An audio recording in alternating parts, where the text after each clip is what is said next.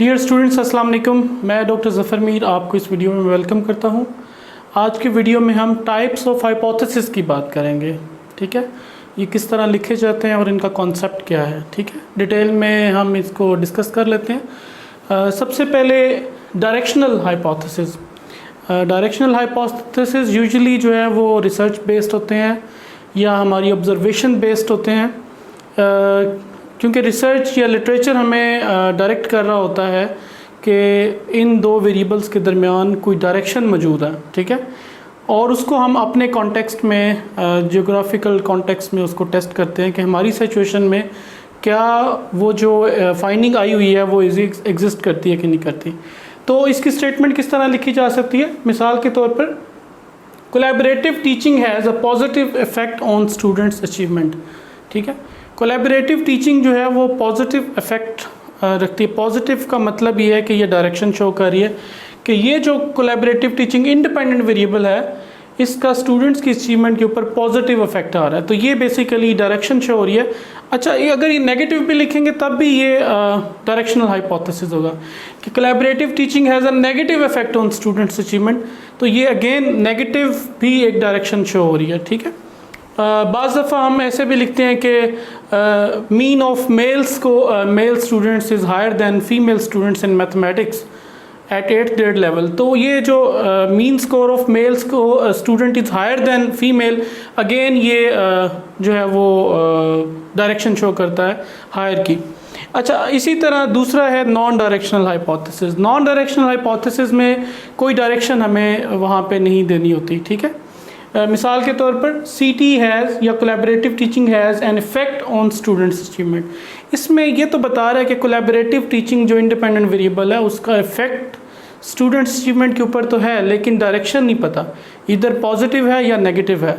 ठीक है, तो ये डायरेक्शनल हाइपोथेसिस में डायरेक्शन होगी और नॉन डायरेक्शनल हाइपोथेसिस में डायरेक्शन नहीं होगी। और यूजुअली जब आप 1 टेल और 2 टेल टेस्ट जब यूज़ करते हैं तो डायरेक्शनल हाइपोथेसिस 1 टेल टेस्ट के अंदर लिखा जाता है और नॉन डायरेक्शनल हाइपोथेसिस 2 टेल्ड जो टेस्ट होता है उसके अंदर लिखा जाता है।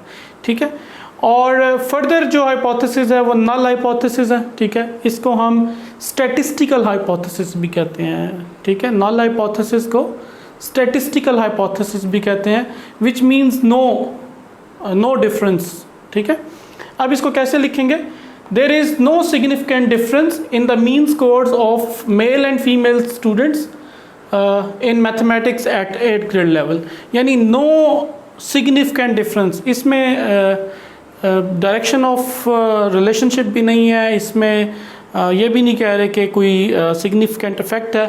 नो से स्टार्ट करना है। और यूजुअली नल हाइपोथेसिस या स्टैटिस्टिकल हाइपोथेसिस इसलिए भी बनाया जाता है क्योंकि हमारे पास कोई प्रीवियस रिसर्च मौजूद नहीं होती उन वेरिएबल्स के ऊपर या उनके रिलेशनशिप के ऊपर, या फिर हम बाइस्ड रिसर्चर बाइस्ड भी नहीं रहना चाहता और वो अनबाइस्ड हो के नल हाइपोथेसिस बना के चलता है, अपनी रिसर्च को लेके चलता है। ठीक है, और इसी तरह नल हाइपोथेसिस के अगेंस्ट अल्टरनेटिव हाइपोथेसिस होता है।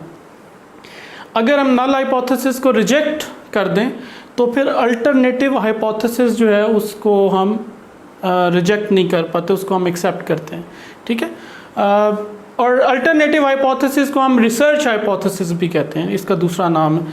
अच्छा, ये बिल्कुल इसके अपोजिट है। तो ये अगर था there is no significant difference, तो ये क्या लिखा जाएगा, there is a significant difference in the mean scores of male and female students in mathematics at 8th grade level. यानी अल्टरनेटिव हाइपोथेसिस नल हाइपोथेसिस का अपोजिट है। ओके, एक मैं आपके सामने यहाँ पे हाइपोथेसिस लिखता हूँ, बल्कि 2 लिखता हूँ, आप बताइएगा कि ये कौन से टाइप का हाइपोथेसिस है। Okay, there is no effect of problem solving method on students achievement। यानी there is no effect of problem solving method on students achievement. ये जो फर्स्ट हाइपोथेसिस है आपने इसका कमेंट में मुझे जो है ना वो टाइप बतानी है। Second one is there is positive relationship between self efficacy